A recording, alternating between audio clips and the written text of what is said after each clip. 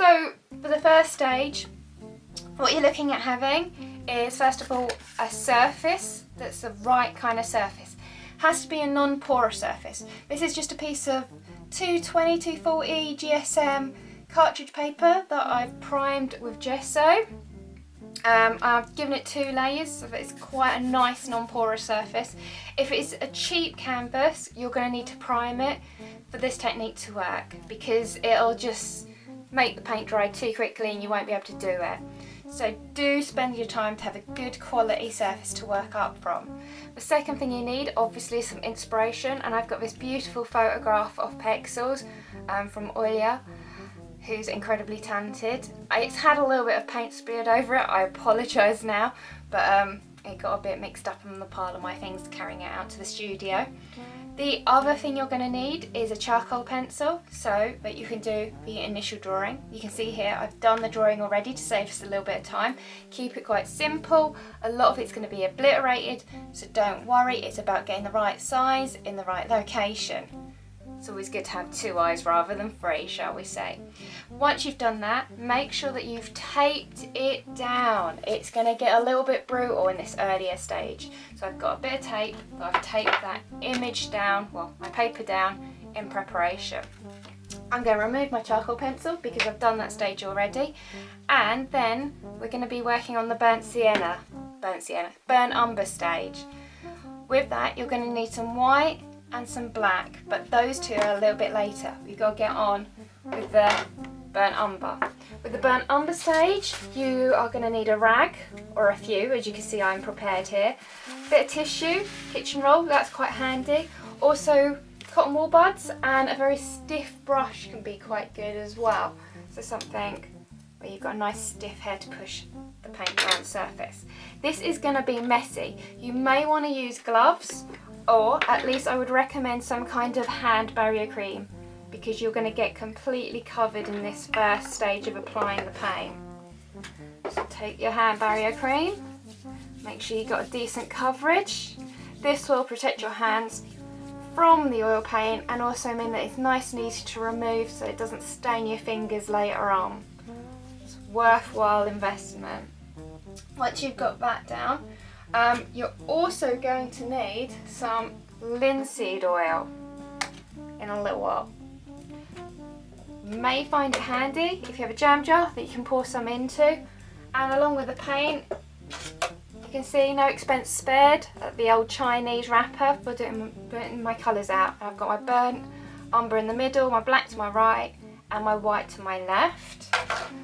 Okay, and then we're going to get started. So, first things first, make sure you have your drawing done. And when you've done your drawing, make sure that you have applied a lot of pressure.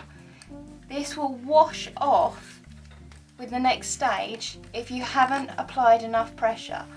You'll also find that the smoother the paper, the more you'll end up losing. Now, if you're worried about losing this, you can do this a little bit more simply and to the point when you're applying. We'll talk through it in a moment, but do give it a really hard pressurized drawing.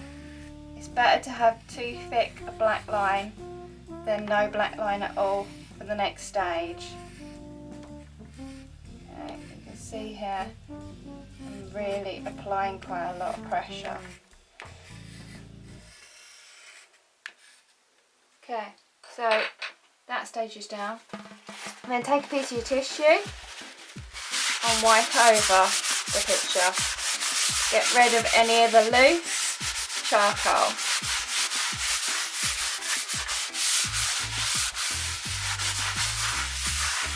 Okay. Then you may want just a little bit of putty rub if you're worried and you want some stronger highlights. So you can see here she's got quite strong highlights to take off any of that charcoal where you might not want it, such as the highlight on the nose and the highlights on the cheek. You can see it also on the forehead. I'm going to whiten out the eyes and also just the eyelid areas. I've got that highlight coming down the neck, But apart from that, it should be pretty good. Now, next stage is really mucky. And I apologise now if the table starts shaking a bit. You're going to need a rag. Okay, and I would recommend a smallish rag. It's kind of a lot easier to deal with on this system. Then you're going to get your burnt umber. And this one's a little bit of a tight tube. Okay. And you're going to put it in certain parts of the face. And some in the background. Just like so. Then you're going to get your rag. Okay. And you're going to work it in picture. Now you can, if you want to, be quite careful and go around areas. If you've done it correctly, once it gets a little bit thinner, you should be able to see your drawing lines. But if you're a little bit hesitant and worried that you will end up losing that initial stage of drawing, just work it slowly. It's oil paint, it should stay wet for days. If it doesn't, it's because your paper surface is too porous and your primer wasn't good enough for the paper. Okay, so if I wipe that a bit more, says very carefully, you can see the black edge line of the charcoal. You see the eye?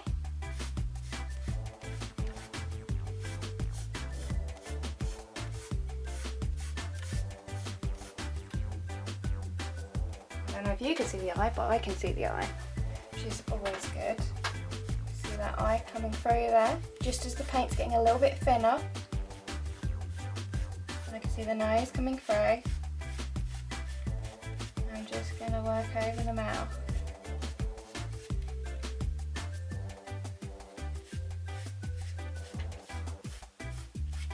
So, just got a decent coverage. Come down the neck.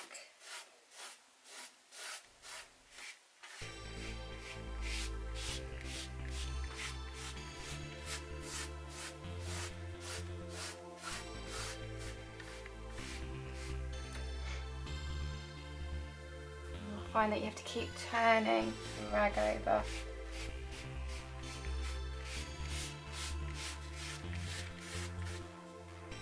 Okay, then we're going to work in the background a bit. Everything should get covered in brown, but you're just taking your time and making sure that you don't erase any of those lines that are important by having too thick a paint on there.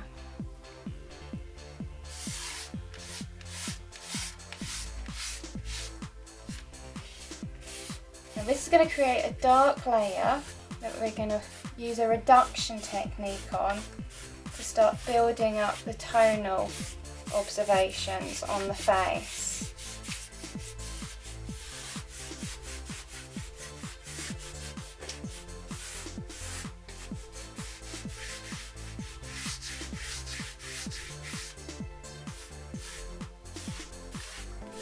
Hoping I might take off a little bit more than you should, because I want you to be able to see the black charcoal drawing that I've got underneath.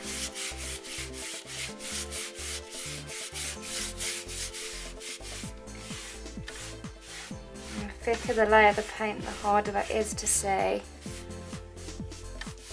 Now this should take days to dry. If this is drying too fast, you've got serious problems. Should not be drying fast.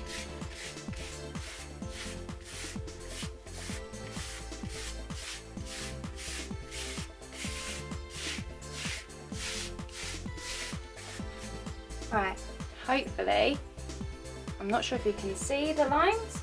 I'm going to scan in and see if that helps.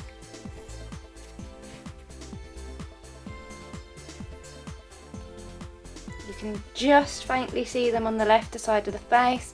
You've got the edge of the nose, the mouth and the eyes. Right, so now I'm going to use a clean rag and I'm going to start taking out the highlights on the face. You can see here I go on the jaw, on the side of the neck, down here. Anything fiddly, for instance around the nose, maybe in here, the white of the eyeball, I'll use a stiffer brush. You could use a cotton wool, you could use a bit of kitchen roll. The more porous the surface that you're, the more porous the surface that you're using to pull the paint off the paper, the stronger the white of the paper underneath you'll get. So if I just do a bit on the neck, you'll see what I mean.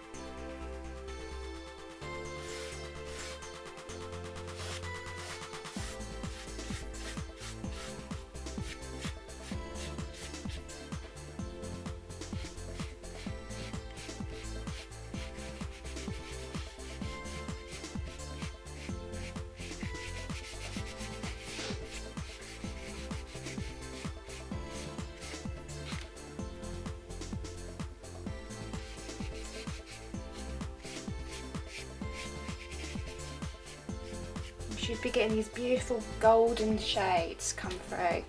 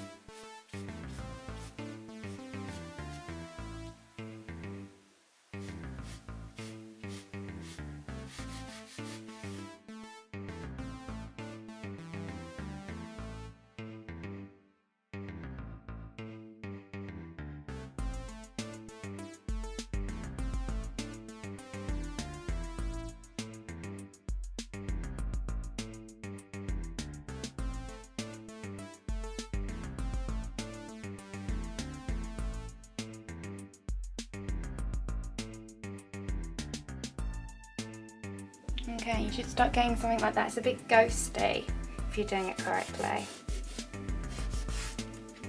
Now what you can do, you can get a bit of tissue, quite porous, and you'll find that this will lift off even more to the stronger highlights.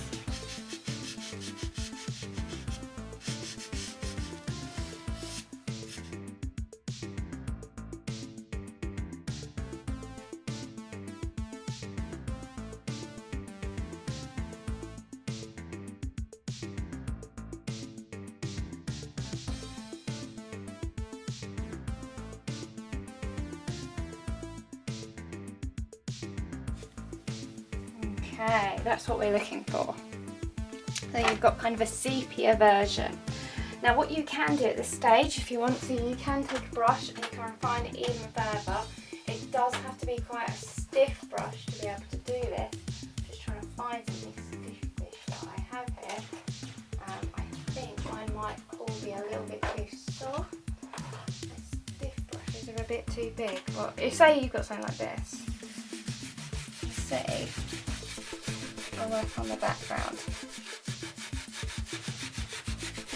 It's a reduction technique, so it's all about lifting off. But in the process of it all being wet, it means you can blend and you can get those different tones, generate quite a beautiful atmospheric image. You might find that you want to use a stiff brush just to even out a few areas. You feel that you've gone a little bit too light. Just pick some up with the brush and play around with it. Okay, so you should be looking at something like that. approximately. Then what you can do, it's up to you if you want to do this, you can leave it like that and allow it to dry and then paint the second layer that we're going to be doing in the next few weeks. Or you might find that you just want to push things a little bit further, and you can take your black and white and your brown and you can start painting into it. I'd be very careful about using the black personally, but you might find the white is good for the highlights. So you can see here, a little bit goes a long way. You do not need much because remember you've got a lot of paint on that surface.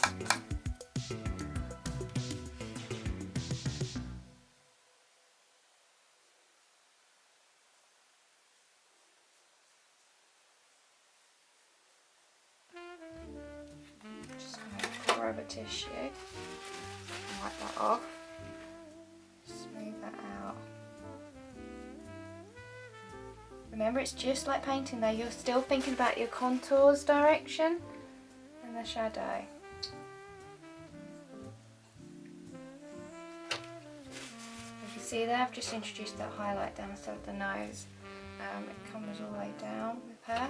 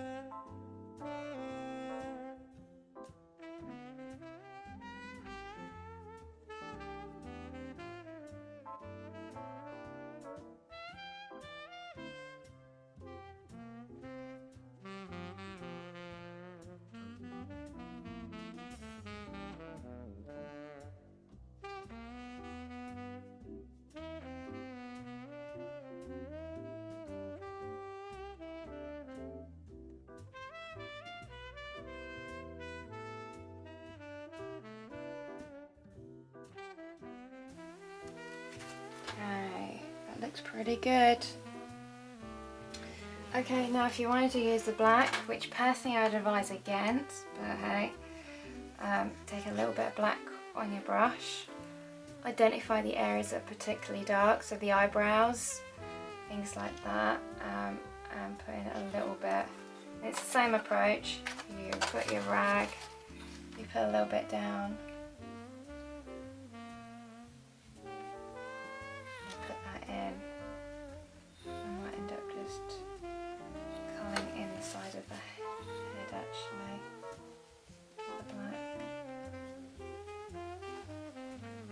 Okay, should be getting something like that. I'm just going to lighten up the lower part of the dress. It's quite a nice, easy job to do. You can just slap it in there a little bit more.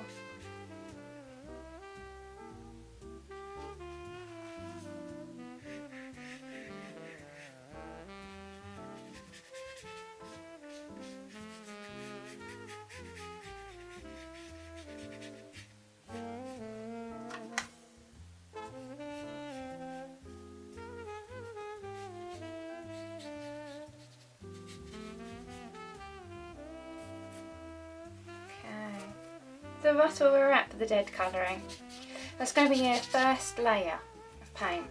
You need to allow this to thoroughly dry, and then we work in with the skin colours on top of it. Now the idea of this is that you've built up tone, so when you're building up the skin colours you can look at your picture and look at that and you'll automatically increase the highlights in your skin colour. So it's a good reference thing, but light will be travelling through those layers of skin colour, hitting the lighter tones underneath, and therefore creating more of an illusion of light and tone, making things look far more realistic. Okay, so now's a waiting game. It's your turn.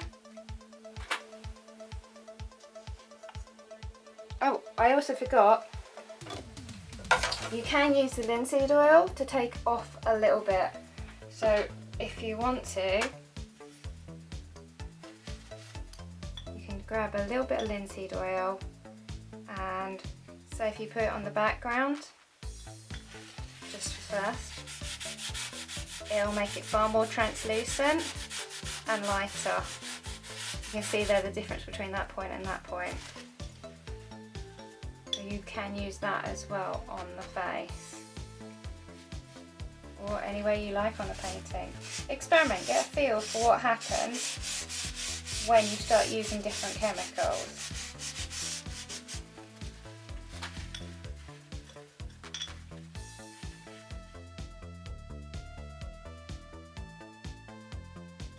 You've got to now allow it just to dry out and be prepped for the next stage.